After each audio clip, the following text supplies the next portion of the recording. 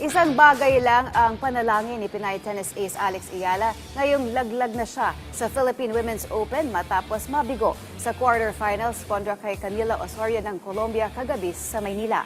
Para sa detalye, narrating report ni Paulo Salamatin. Tuloy na nagtapos ang kampanya ni Filipino tennis sensation Alex Ayala sa WTA 125 Philippine Women's Open event na kung saan nabigo siyang umusad sa quarterfinals match kontra sa kanyang Colombian opponent na si Camila Osorio sa score na 6-4, 6-4. Hindi man pinalad na makakuha ng inaasam na WTA title sa sariling bansa, nais ni Ayala na maging inspirasyon ito para sa tennis sa Pilipinas upang mas lalo pang tumaas ang antas ng kompetisyon sa bansa at magsilbing standard ang Philippine Women's Open sa mga susunod pang tennis tournament sa hinaharap. Sa naganap na post-match press conference kagabi, panawagan ni Ayala na sana'y maging simula ito ng pagbabago sa tennis sa Pilipinas para sa layuning makabuo pa ng mas maraming kampyon balang araw. Well, I think this is a good stepping stone, like I've mentioned before. In my opinion, women's tennis especially has been overlooked for a long time. You know, on top of tennis already not being such a popular sport here in the Philippines, I heard the other day that locally there were only, for men, 8 professional tournaments around the Philippines and for women only 2.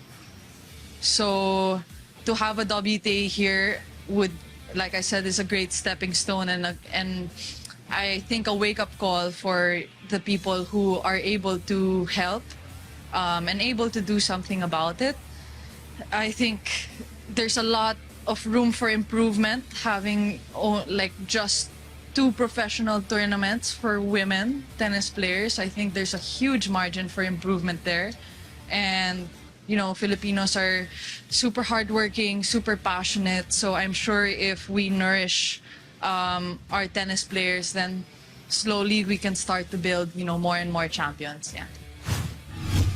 Dagdag pa ni Ayala na higit pa umano sa kahit anong tropeyo ang maging parte sa kauna-unahang WTA event sa bansa at masaksihan ang mga Filipino fans na nag-e-enjoy sa panonood ng isang makasaysayang tennis tournament. I think this tournament, you know, although it's not yet done, I think it's been a great success. I think just the turnout of people, you know, seeing how much they've enjoyed, hearing the feedback from other players and from people in the WTA, I think, you know, it couldn't have turned out better for a first edition. And I'm so happy that I got to be a part of it, and I'm so happy that I was able to see it unfold. Sa kabila nito, magkahalong emosyon naman ang naramdaman ng mga ilang fans na nanood live sa quarterfinals match na Ayala kontra kay Osorio. Too bad because we all wanted to watch Alex play in the semis and in the finals, but we're still very thankful because she brought WTA here in the Philippines. Definitely upset, of course, because the person we're all rooting for lost, but still looking forward for the next tournament she'll be in. We'll still be rooting for her and supporting her in the future. I was kind of disappointed that she lost because this should be meaningful to her because this is the inaugural tennis tournament in the Philippines, the first one.